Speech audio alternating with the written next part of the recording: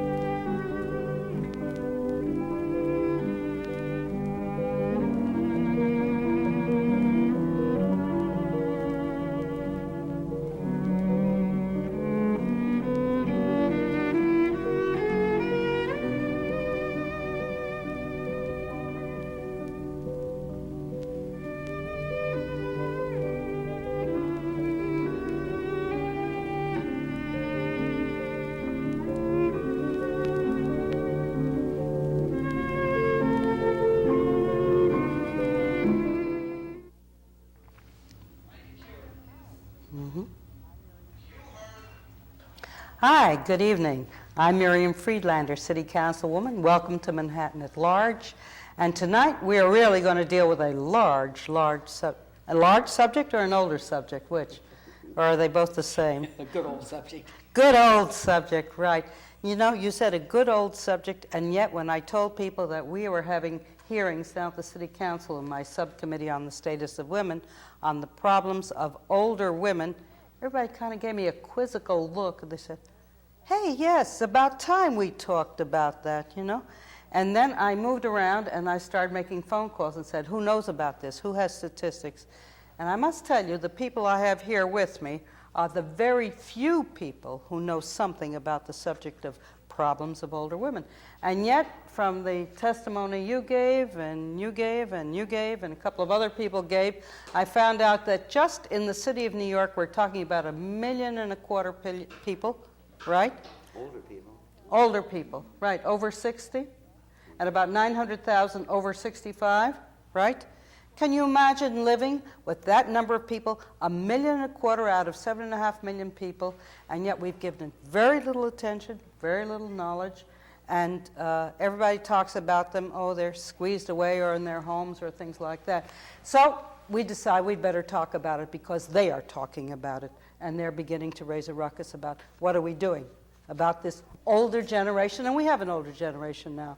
It's new 20 years of life, right? And we have to do something about it. Roberta, you gave us some statistics about what exists in New York City. This is Roberta Spohn, and she's Deputy Commissioner of the Department of Aging of the City of New York.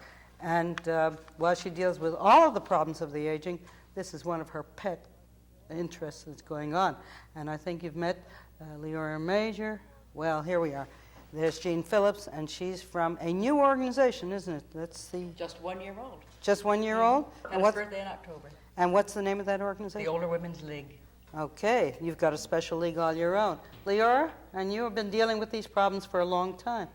I'm a lobbyist for the older people of New York State, and I staff a statewide coalition that lobbies for the older people of New York State. Right, okay. And you're particularly concerned about older women? Concerned with women and older women. Women and older women. Leora starts at an early age to be concerned about a later age, okay. And Susan Kinoy, whom we've really relied on a great deal for a lot of the work, and you are... I'm the Associate Executive Director of the Community Council of Greater New York, and I staff at Citizens Committee on Aging. And I'd like to say that I think it's wonderful that you had the hearings on older women, Right. because I do think this is a part of the city that has been buried. I think there's more and more interest now in aging, and I think now to combine the interest in aging and the growing awareness of problems and advantages and the differences that women have is a very important contribution that you've been making, and I just want to commend you on it. Well, I couldn't do it without everybody's help here, so I just have to thank it all around. Roberta, you came in with some material and statistics on this thing. Let's find out. Who are we talking about? What are we talking about here? Well, you promised you weren't going to hit us with a question on statistics. I'm not going to hit a I'm question on going to statistics. forget every one of them. But, All right, but fine. who are we talking Yeah, about? who are we talking about? I'm not talking about the exact number, but what are the people? Who are the kind of people we're talking about here? Well, first of all, it's sort of a truism. We're talking about the older you get, the poorer you get, number one. Oh, wow. Is that a fact? Oh, absolutely. Because when you're an older person, we just listened to a program on Social Security. Remember, your benefits were calculated on your husband's benefits or your own, and you may have stopped working in 1955 and 1960. It's now 1980. To have children, to have a family, no. right? You went on retirement. Oh, is that In it? 1955 or I 1960. see. Think about it. The person who is 85 today, or 80, the Right. older woman, it's been 15 years that she's been on Social Security. Right. Her benefit levels and what income she lived in were calculated on a very much lower wage base. That's true. You see, she began at a lower wage base. In a sense, the longer she lives, or he lives, the poorer they will become. And of course, Well, even today with a wage base, I mean, if a woman is working, isn't it true? She gets 59 cents out of the dollar that a man makes. So if you calculate her benefits when she retires, it's going to be even worse, right? Oh, absolutely. But when I say the longer you live, the poorer you're going to be. That's basically a truism. And of course, the answer is yes, indeed, women do live longer. If you make it to 65, there's a very good chance you are going to make it to 81. Right. As you mentioned it, that one of the revolutionary changes, really since 1970, it's unbelievable, but that we have added 10 years of life. 10 years of life. Wow. In less than 10 years. That's the real revolution. And of course, with so many of them, unfortunately, I would say it's women. Well, how about those 10 years? Is that something you're going to enjoy? I hope so. Well, what's happening? I mean, are most of older women able to take the advantage of 10 years extra? What happens to them? You were talking about women over 60 here primarily, Yeah. but the older women's league is more interested in somewhat younger. We're interested more in the woman between 40 and 65 because we feel that this is a kind of a forgotten generation. Right. And what happens there? What happens in what respect do you mean? Well, you what tell Roberta me. says You're is working true. with them. What Roberta says is true, that Yeah. that it is a statistic that older women are indeed much poorer. Even between 40 and 65?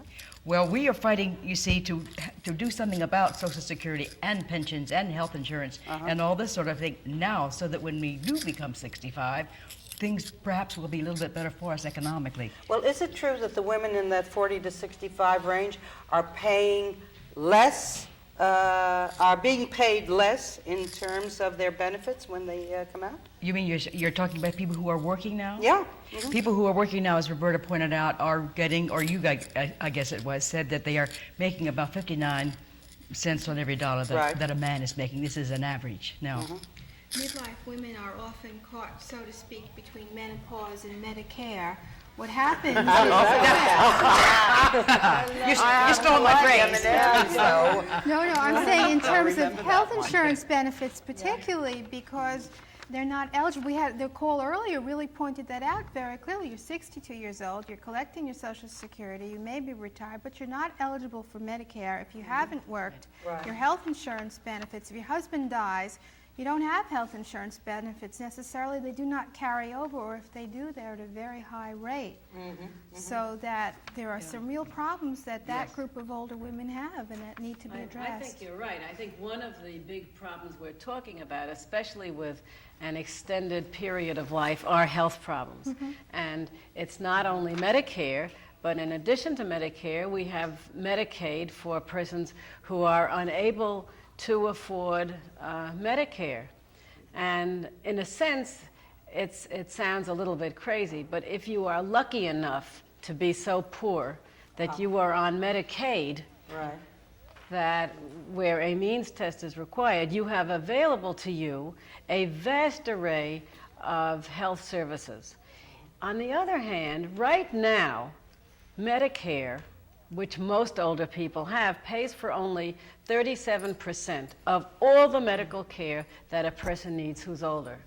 And starting the 1st of January 1982, I just wrote the date wrong on something, January 1982, the amount that persons will have to pay for their co-payments for their share of Medicare is going to go up. So that the amount that older people, and now we're talking about women once again, whose incomes are lower, the amount that they will be paying for their health care will be greater, and therefore they will be paying more out of their own pockets and getting less from their Social Aren't they on Security. an average going to have to pay more rent and pay more for food? Well, hopefully, you know, the city of New York and the council and its wisdom, at least we tend to forget that the city probably has the largest and best program that protects older people when it comes to increases in rent.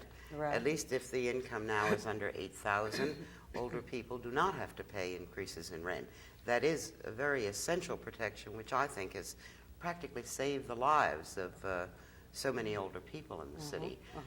You But know, if it- you say we in the department, But that's only if they're paying 1/3 or more of their income for rent. But at least Some at of them that fall in point, between? yes. But Okay. at least at that Excuse me, point, but the rent Roberta, does not go up. Isn't that true that a great many women are paying 1/3 or more of their Oh, income for rent? I think you should make that clear. Oh, Yeah, that's absolutely. And we've always said that, you know, the problem with the program is that when you come in, if you are paying 40 or 50% of your income for rent, it doesn't go down. That's right. It doesn't reduce your rent. But at least they do not have to, it protects at least the lower income older person from paying increases. Right. You know, Miriam, when we first began to talk, the department has become so acutely aware of how New York City's elderly have changed, you know. I think you and I sort of feel we've We've been along with it, the whole right. history I've of it. aged in Right. with the department, which started in '67. But it has been fascinating. For instance, we have a very large nutrition program, congregate meal program all over the city. And what we now experience is an enormous demand for increase in home-delivered meals.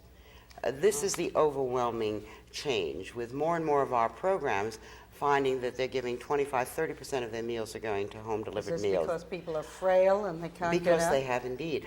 The population is changing. We are losing some of our more vigorous, younger, older people, and particularly those with husbands. Couples leave the city. Who is behind and what's growing? It's the population over 75. Oh, you know, that's an interesting thought, that many of the couples do go south, do go down, or go to a warmer climate if they can possibly make it, possibly afford it. And then there are a lot of the frail elderly that stay by themselves in the apartments. See, one of the tragedies I How do think you that- find them?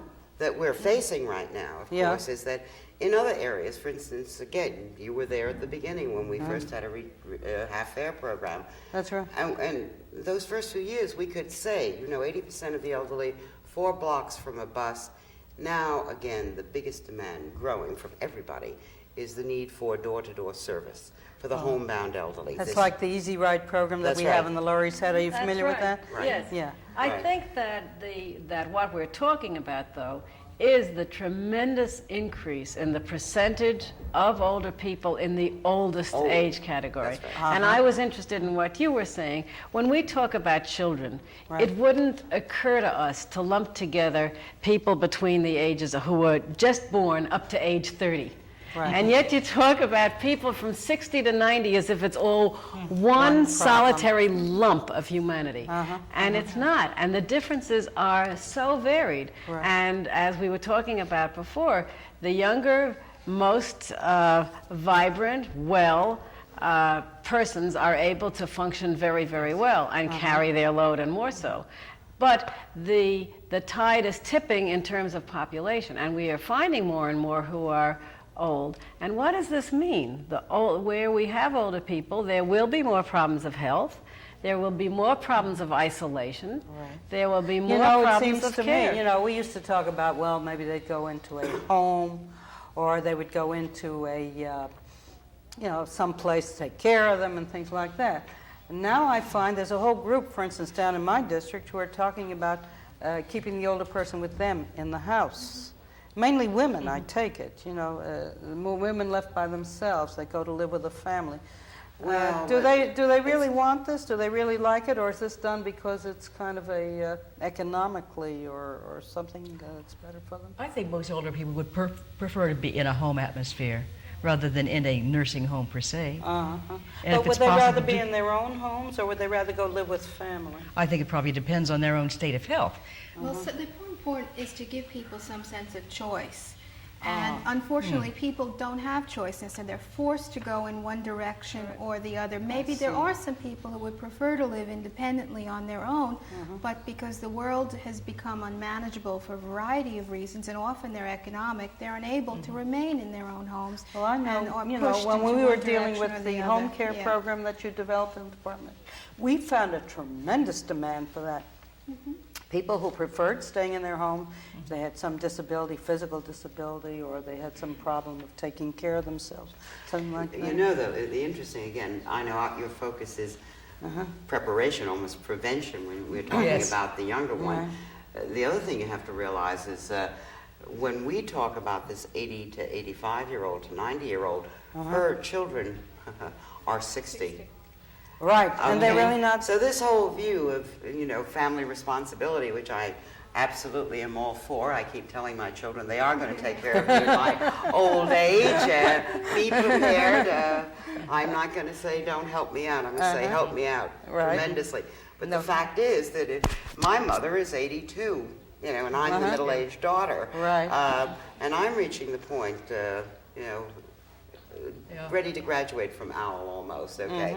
So when we talk about this question of family support, what we are really talking about with the old is the population itself that is really beginning to age and to find some of the problems.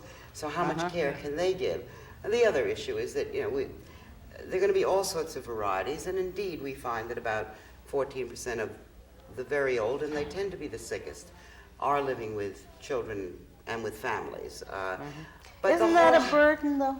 Doesn't it I put an came home in the economic subway burden tonight. and a psychological? Yeah, I you were was talking. squished in the subway tonight. I Yeah. couldn't believe it. And there was a man saying, "Where can I get a nightgown for a 90-year-old woman?" I couldn't believe this. Now, that's And so really the kind of- So we started. He wasn't satisfied with the nightgowns at Mays, so he was going up to Orbach's.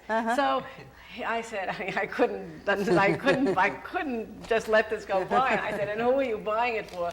Well, it's for his mother, age 90, and there are 6 children, but he's the only one unmarried, so she lives with him. Yeah, oh, my. And he hires a That must woman be a to terrific take. social life that he has there. He hires a woman to take care of her, and Right. of course, it was definitely a busman's holiday going home. But the interesting thing was that he felt a responsibility. He wanted her to be Right. in the home. I have no idea if she liked it or not.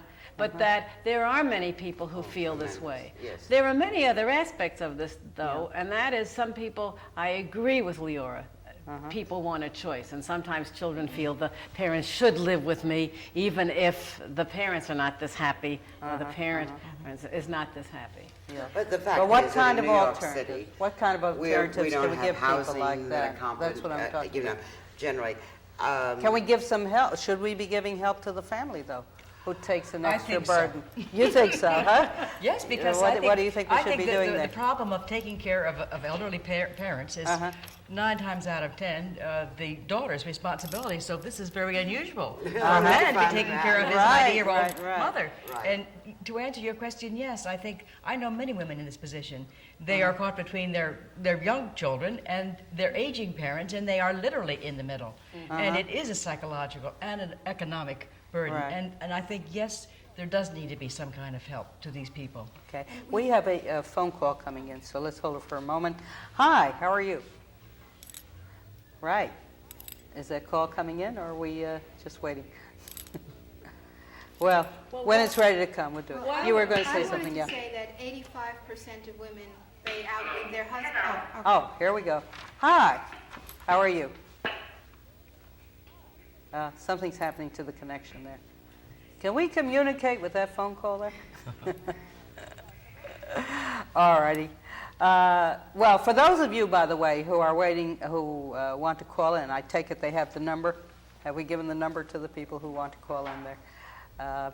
The number is 757-6401. 757-6401. And the gentleman who started to call before, try it again. We'll get through. Okay? Leora, you were I talking wanted about. to say that 85% of women outlive their husbands, and they live, 1 in 4 outlives her eldest son. So the Right. idea that somebody is going to be there to take care of you, family, husband, son, is not necessarily a That's reality, true. number one. And that we Can know... I hold you on number Yeah. one? That phone call came through again. Did it? Yeah? Hi. Hello. Hi. I just saw the program Yeah. while sitting with my mother. My mother is ill and in this category. And I went straight to the phone because That's nice. you're all speaking about statistically what can happen. My mother has a savings account. And everyone I get in touch with want to know if my mother has Medicaid. She has money which she expected to travel or to buy things, and she pays her rent. But how can we take care of someone who's on Medicare to be able to have help in the house?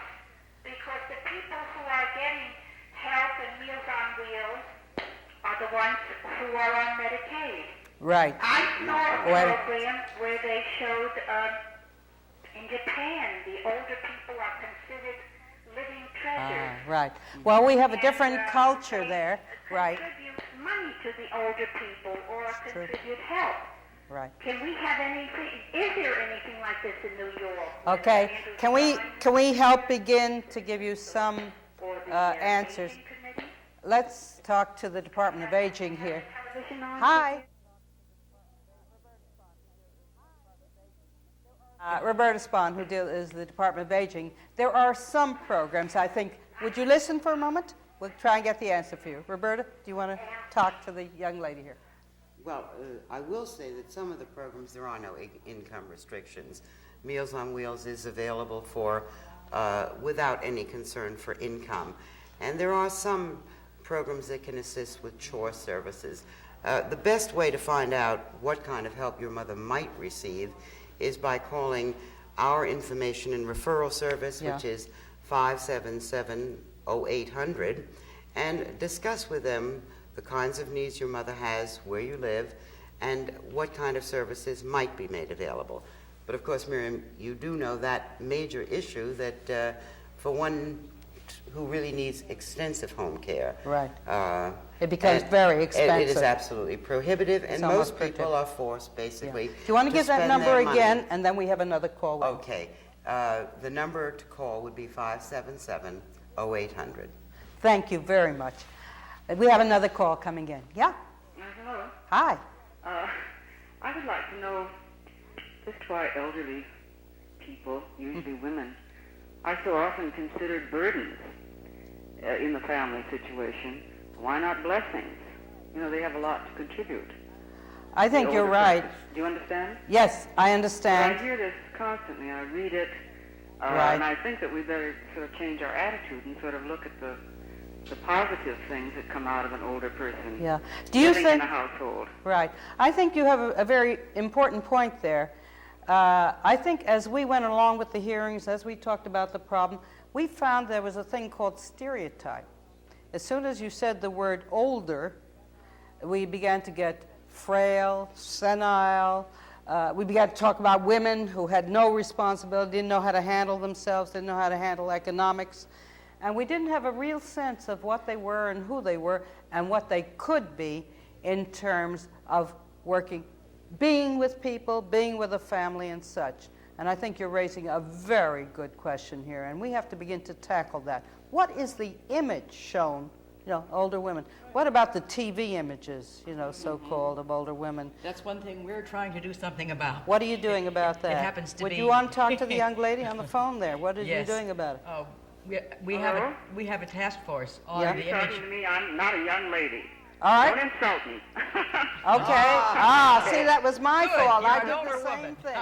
Here, You bet. Jean, you're going to tell about your task force. Go We ahead. have a task force on the image of women in the media, and whenever we see something that is demeaning to what we consider older women, we will write letters to the network, to the sponsor, to whoever it needs to be. We're just trying to make people aware that older is maybe better. How about that?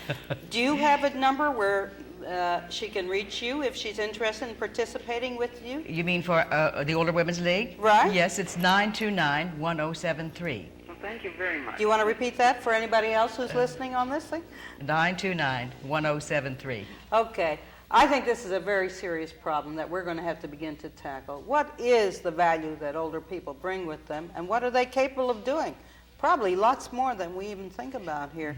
Leora, we stopped you in the middle of 1, 2, 3, didn't we? Why don't we? All right, go on ahead. with this You were discussion? talking about Yes, this. it seems to me Yeah. that we not only are talking about the question of sexism and the prejudices against women, but we're also talking about a new phenomena that we call ageism. Hey, how about that? What is about that? the prejudices against older people. So when you now talk about older women, Right. you're compounding two types of prejudices. And I think that's what the caller was talking about in the last phone call in terms, that's what causes the stereotyping.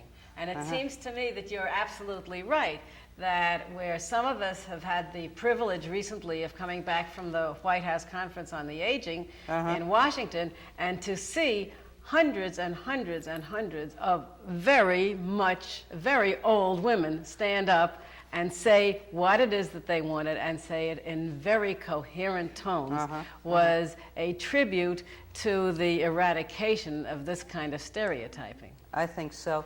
I think one of the things that I'm particularly concerned about, and I think I have this bill in the council that most of you are familiar with, and that is, as people get older, they should not be forced out of work and doing what they're capable of doing, and by this so-called forced retirement. You know, we set the age at 65, then we moved it up to 70. People say, oh, can they really do the work? Aren't we entrusting our lives, our work, our corporations to people who are getting senile and don't really cope and can't deal with it? I see all those men up there, and they seem to be entrusted with all the work going on there. And I must say, there's a variations in their lives I would not find acceptable, and yet they do it. So I have this bill in the City Council that I've been pushing. We've had 1 hearing, 2 hearings on it, and the mayor is opposing it.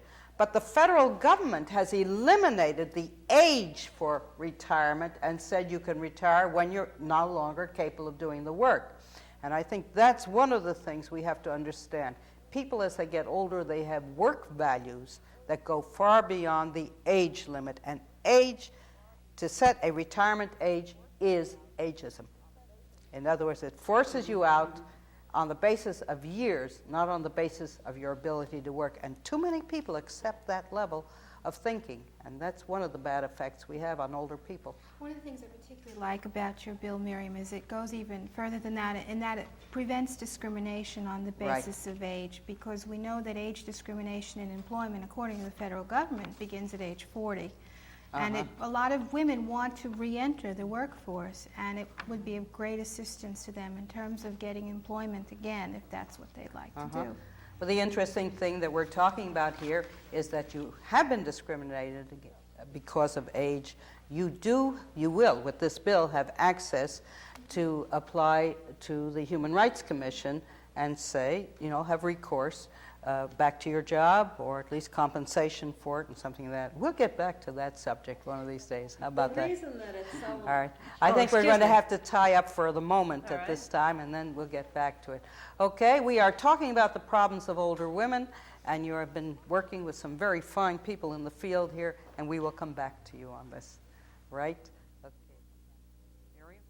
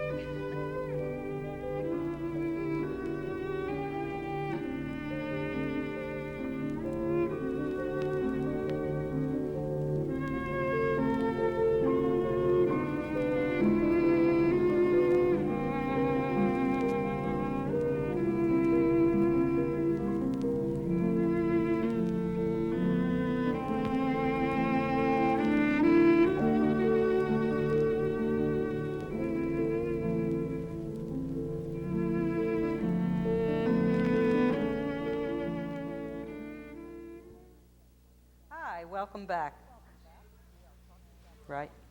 Welcome back. We are talking about the problems of older women, and I think somebody reminded us we're also talking about the pleasures of being an older woman, right?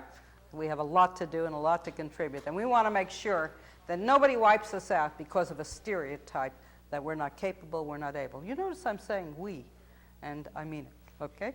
Miriam, where do you think the stereotype did come from? Well, for one thing, you have to know what was the position of women in our society. And I must say, a lot of people who talk about older women talk about a woman who has been working in the kitchen all her life and has never been out beyond that and is supposedly protected by the man of the house, quote, right? Yes, I think just before this program went on, we were listening to a program about Social Security, and part of it had to do with minimum benefits. Right. And as we know, minimum benefits have been restored for 2 whole months. At least there's a breather. Right. But the reason that it's so important for women is that many, many women obtain minimum benefits because they were not in the workforce long enough, or they didn't have salaries high enough when they were in the workforce to obtain the maximum benefit, or the average benefit. I'm going to challenge you on that when we get through with this phone call, okay? Right. Hi, how are you? Hi, fine. Right. First, I'd like to compliment you. I'm absolutely delighted to find this intelligent program going on. Oh, thank you. Welcome. Won't you join us? I'd like to. Good. Would you discuss a little more? You mentioned you had a bill before the city council? Right. And you're having, is there a... The bill says no mandatory retirement because of age. And by the way, the federal government has no mandatory retirement because of age for their government workers. And everybody threatened the government was going to fall down. It didn't. It's still going. I want that for city workers, state workers, and private workers. And the second part of the bill says that if you are discriminated against on the job because of age, then you have a right to appeal for, action against discrimination. We have had several hearings on that, and I need more help to push this bill because guess who's against it? First of all, the head of the government in the city of New York, you supply the name, and the Chamber of Commerce. They would like to be able to keep you retired at that age, and this, by the way, forces many women out of even the beginnings of career development and work, and it's done for a very practical economic reason. Very large corporations, the women are trained, they're able, they're capable. They force them out. They try to get them out at 62, then maybe finally at 63 to 65. And what do you think they do? They hire them back part-time with fewer benefits, if any, and with less work, and get the full benefit of their experience and knowledge. And that's why the Chamber of Commerce has been fighting us on this thing. What can we do to help you with the bill? Yes, I was going to say. Okay, do you have fine. a hearing coming up? Well, I think if you wrote to the mayor and to the chairwoman of the committee, that's Aileen Ryan, right? That would be very helpful because it would revive the interest in the bill, and we'd be very anxious. I am ashamed to say I don't remember the number of the bill, but if you will call my office... 374. How about that? Leora, who has been coordinating the work on a state level, has been a tremendous force on this bill. Intro 374, and we can start fighting again to get that bill going through. They just write to City Hall. That's right. City. You can write to the mayor of City Hall. You can write to the chairwoman of the General Welfare Committee, City Hall. Send me a copy. You can write to me at City Hall, too. Miriam. Okay. Right? Wonderful. I'm delighted Thank you to very hear. much. I really appreciate that. Bye-bye. You were telling about the women. Minimum benefits, yes. Minimum benefits, all right, for people who are working.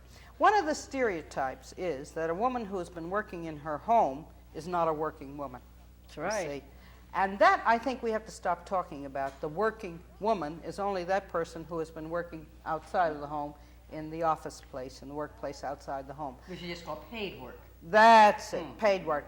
We have the unpaid worker who probably works more hours, more jobs, and more responsibilities, who has been keeping this home, the family, and everything else going, and of course the family psychiatrist, on top of everything else.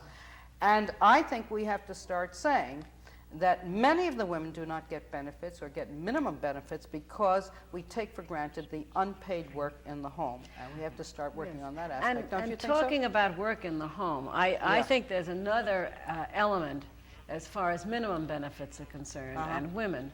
One of the groups that is discriminated against the most in terms of minimum benefits are women from minority groups. So because now we have ageism, sexism, right, and racism. This is very serious. Right. There are many persons who have worked as domestic workers, paid homework, if you will, for many, many years. And it has only been recently that these persons have been able to get into the Social Security system. If they got in.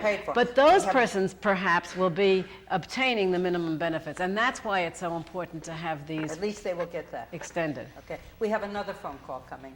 Hi, how are you? Hi, Councilwoman Friedlander. Yes. I would like to know, if your bill is passed, don't you think, about mandatory retirement, eliminating it, don't you think that the private sector will take advantage of some of the seniors by not permitting them to retire and collect their pensions? No. Actually, a person has the right to retire, and pension collection is established as a procedure.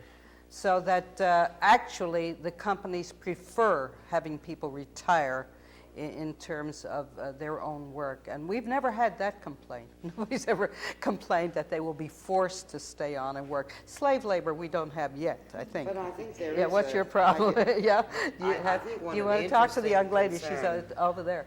Today, though, Yes. is that the issue of the end of mandatory retirement has also been turned around, and I think it's becoming one of the strong arguments for raising the age of retirement for Social Security.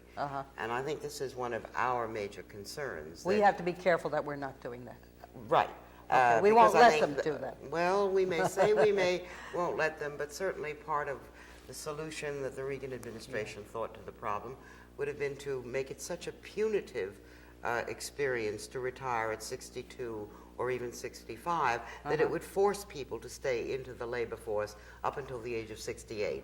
You know, I've always had the theory, we began by saying the revolution had occurred, and we added 10 years to life. One of my theories about why that occurred is because we have permitted people to retire early. Right. And well, so there's another element. I don't say the two are not. There are dangers. There are dangers, but I can't use the Reagan program as a criteria for what we're going to do. I think we saw that. Not only that, I think now we are talking about the question of Social Security, right, and running out of money. And if we allowed that's such a false statement, by the way, that it is. I want you to deal with that when I'm through. There's another phone call coming. Right. Thank you for your call, but we did want to say for a moment that if you're going to call for Social Security and the funds in it, you have to allow people to work longer, and then there'll be less drainage on the funds themselves. Was there another call coming in that you indicated? Hi. Hello. How are you? I really wanted to make a statement rather than ask a question, if I can. Could you make it brief, because we're going on here? Go ahead. It seems to me that one of the problems that you're struggling with in relation to your new bill and some of the good comments that your guests have made are that old people tend to be regarded as a homogeneous group. And, little attention is paid to the fact that there are vast differences, enormous differences from person to person. You're right. In education and experience and health and all kinds of other things. And the model, the social service model that tends to get inappropriately used is that of child protective services, where anybody below a cutoff age, for example, can't work. Right. And it's erroneously assumed that anybody beyond a cutoff age shouldn't work. Just one other thing on that. I think the worst offenders on this are curiously the nursing homes who advertise and who tend to show their residents at best as being in a, for instance, in an exercise group where the greatest achievement is touching one's elbows tie down, would you? to one's knees. Right. And, I think you're making a very important point, and we have raised it here and mentioned several times, but I think you're bringing in the aspect now, the group of people who want to work, capable of work, and want to continue to work, which we've been talking about. We talk about the group of people who have been in a household environment, who are suddenly thrown on their own and have no financial resources or even trained to go into other responsibilities to maintain themselves. And now you're touching on the nursing home level, where people are being thrown in there, again, without differentiation and without responsibility of the nursing home people who are carrying it out. And I thank you for your statement and for your help. Okay? The Yeah, Leo. overwhelming majority, I think it's close to 85% of the people in nursing homes are women. I mean, that's an I think it's interesting. even higher than that. And it's interesting when you look at it in terms of the disproportionate representation of women in mental hospitals too. And I think that we tend to lack the kind of choices and education and training that women need and force them into institutions prematurely and inappropriately. Well, of course, the other possibility is that Well, they do one, live I longer. was going to say, What's that? one major social change perhaps we should all Right. advocate is that women should marry younger men. That's I mean, that is a very essential part of In the other words, change. let's break up that stereotype. Well, where the men most can go to marry younger women. More than once. I mean, the also. reason we've That's got so a good many idea. of us older women surviving longer is that women tend to marry husbands 4 or 5 years older.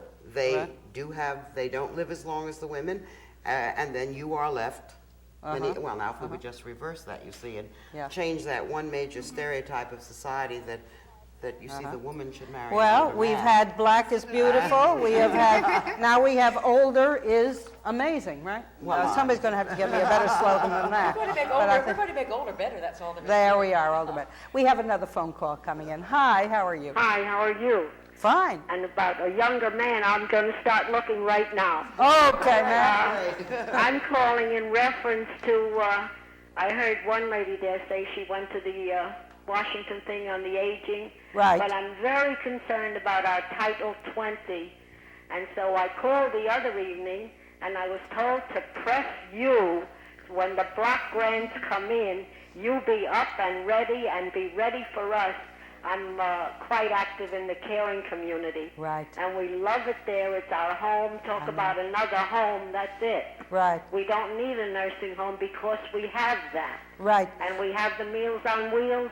And we're very concerned about the block grants when it comes in. Well, so let what me- are you going to do about it? Well, let me tell you, I haven't waited for your call to do something about it. We have been working in our community. You know, there are coordinated committees of many groups and associations in every area in New York City, and they're interagency councils of many representing people like your caring community, representing centers, representing settlement, people all over. And they started over a year ago. I have seen petitions all over the place. I've seen letters all over the place. I've seen people like Deputy Commissioner Roberta Spohn come down and testify before the council on these problems. And they've been up in Albany, right, Leora? And we have been down to Washington. We're going to talk about Washington in a moment for those who went down there. And that's already in motion. And I have been fighting this, and I have been organizing, and I've been yelling about it. And I yell a lot, you know, in some of these things. Not only the Title 20, not only Title 20 block grants, but the removal of part-time jobs in the Title 10 is absolutely criminal and brutal. It not only deprives people who want to work and able to work and make a contribution, but when you remove those jobs, you cut down some of the actual service to older people. And some of luncheon programs and such. Excuse me, some of those Title 10, I think I know what you're talking about. Right. Because we've lost some help there. Ah. But we, as volunteers, are filling in and not doing as good a job and not as dependable. Aha. And not as dependable. Some of us are in our 80s and some a little bit lame, some a little bit deaf. But with it all, we are doing it, and we are pleased to do it. Okay. But don't take any more. I won't. Would you tell me, let me know the next time you send a letter to the president on this. And you keep at writing least to once a week. Okay, good. And you let us know about that because we're going to keep that going, and we're not going to let it happen. Yeah, we're going to but reverse some of these once things. you get the block, once you get the block, it's out of his hands. I know, but we're not going to wait till we get squeezed down. We're fighting now. Thank you very much for calling. We appreciate your help. I wanted to say to the caller also that I'm impressed that an older woman, and this obviously is an older woman, knows about Title 20 of the Social Security I bet Act. she knows and more Title about 10 governments than and some of Title the elected 5. officials. Exactly, Right? and knows exactly who to write to and what the situation is. And I'd also like to say that one of the things that pleases me at the community council that we're seeing is that younger people who are fighting for daycare centers for children under Title 20 and older people that are fighting for the senior centers are fighting together, because they're trying to say to the city and the government too that they don't want to be pitted against one another, and that it's very important to make sure that when the block grants come down and cuts come down, that we're not splintered between one another. Well, you know, I'm very encouraged. I must tell you that a couple of months ago, I did a resolution in the city council that said no changes in Social Security, and I got a complete support in the city council, and I sent it down to all of the Congress people in Archives, and that was just before they stopped action on doing the cuts there. But I think that what happened yesterday in terms of the Social Security, the fact you were able to win certain things, I would put in great measure to the tremendous pressure exerted down in Washington and the Washington thing. Who wants to talk about what the women did down there? Well, I'd like to say Were a you little there? bit about it. I was there part of the time, and I sat in on the sessions of the Older Women's Committee. Right. And I want to say that I think that committee did probably the best job that was done at the White House. Sounds fantastic. They passed 47 resolutions, and they passed all 8 of the 8 for the 80s agenda that was recommended by the National Leadership Council for Aging Organizations. I think I got that right. What were some of the key resolutions? Let's go fast on this one. Well, they were for keeping the minimum, of course, which was passed, you see, so that was one of them. Yeah, you really reversed that whole thing, didn't you? Yes. Yeah. I think that I had a very up feeling, and the New York delegation, as a matter of fact, stood up and commended the Older Women's Committee for being the most effective committee. And it was the first time that older women's interests had ever been brought up. You know, it was the first time there was ever a special committee for older women at the White House conference. And this was the third conference, as you know. There's one in 61, one in 71, and this was the third one. Right. And there was recognition now of the role that the women were playing. Yes, there was. That's terrific. Okay. You were there too, weren't you, Susan? I was there, and I think that I too have a feeling that at the end that we came out with a tremendous sense of empowerment. But I also want to say that getting back to Social Security before I go back to the White House conference, that I don't think that we should be deluded by what we just won in terms of these minimum benefits. We won them for 2 months. That's not enough. We need them forever. So it gives everybody a breathing spell to go and scrap some more. But I agree with you. Let's be clear about that when you say 2 months. Actually, what we won was those who had been receiving minimum benefits to continue to get it, but nobody knew. Nobody knew. Was going to get it. After January 1st, nobody knew was going to get it. That's so right. at that point, it's going to be a very serious Then they will be abolished. And you think we're going to have to fight? Now we have to fight some more. Yeah. It seems to me that the important thing about the White House Conference on the Aging was that men and women, and the majority of the persons there were older women, stood side by side and said it was our objective to plan constructively and to think ahead in a very positive way about what we could do for and with older persons in the 10 years ahead, in the decade of the 80s. And in spite of the administration saying that there were tremendous budget constraints, in spite of the administration trying to stack some of the most important committees and doing this very actively, the united work of all of the 14 committees came through loud and clear, and that, as you said, the major points that we agreed on came through in committee What were the other points after that committee. came through? For example, we were talking before about the question of home care and continuum of care and help for older persons who wish to stay in their own homes.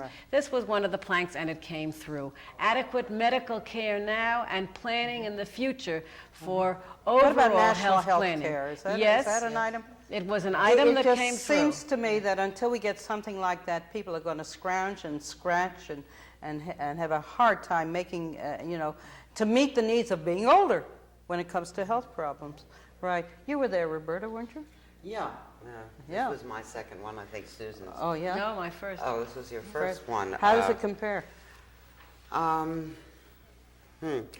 memory isn't getting so good for 10 years. Oh, that's right. It was 10 years ago. I'm sorry. I still always become overwhelmed.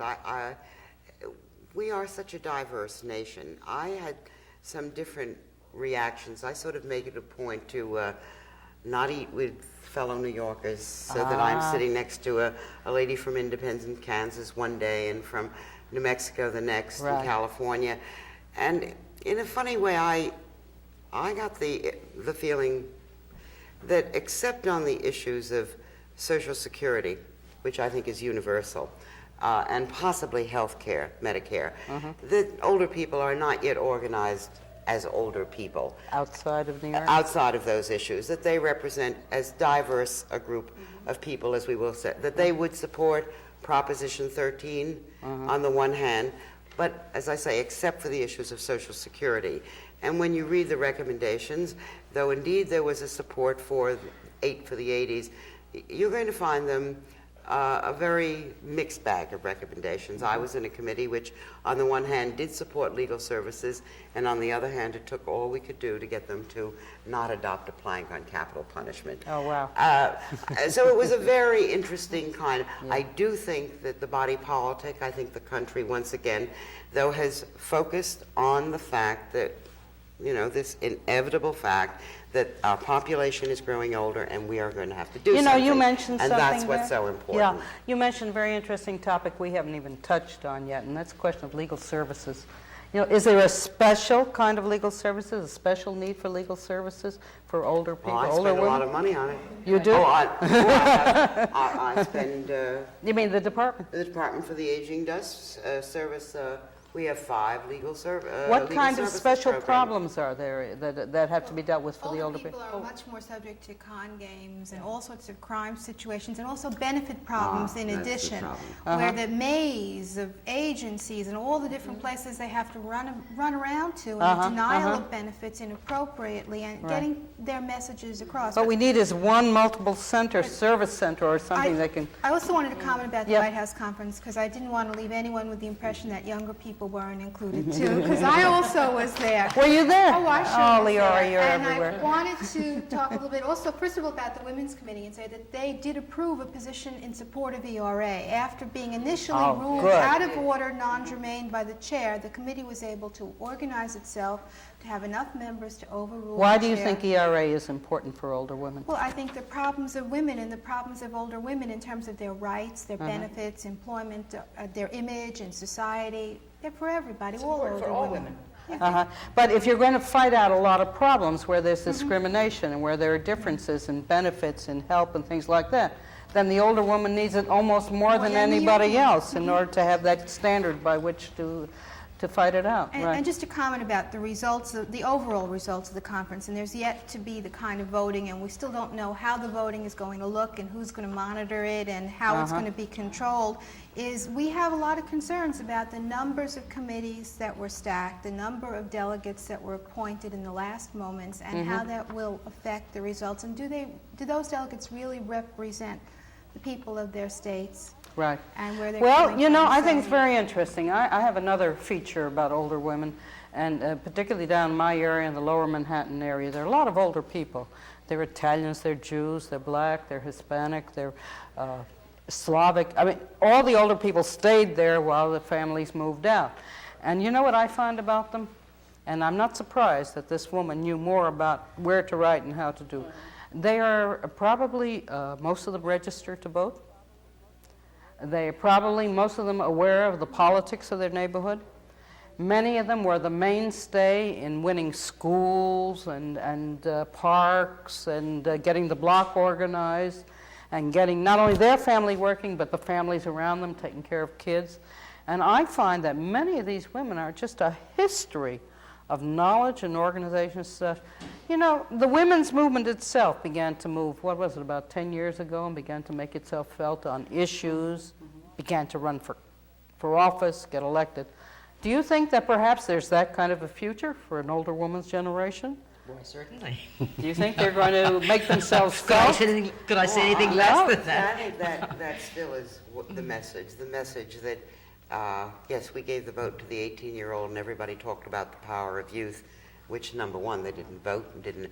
But what is absolutely clear, again, with this age shift is that is indeed where the political power is. And I think that, too, came across.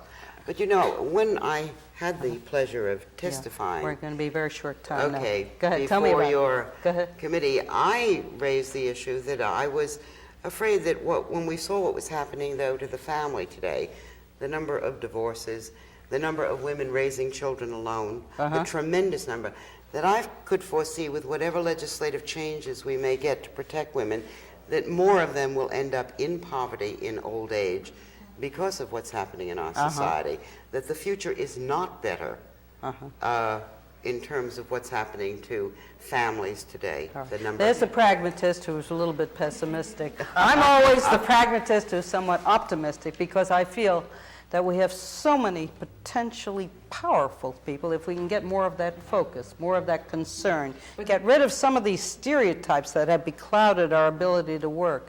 Yeah. But Miriam, the thing is, we will be as powerful as we allow ourselves to be politically, that is. I mean, we must keep in touch with our representatives. We must let them know how we do feel about these different concerns. Oh, absolutely. But don't come and tell me how you feel. Just come and tell me you have at least 100 voters there. Then we'll be very happy about that. And I think you do have them. I think this is something.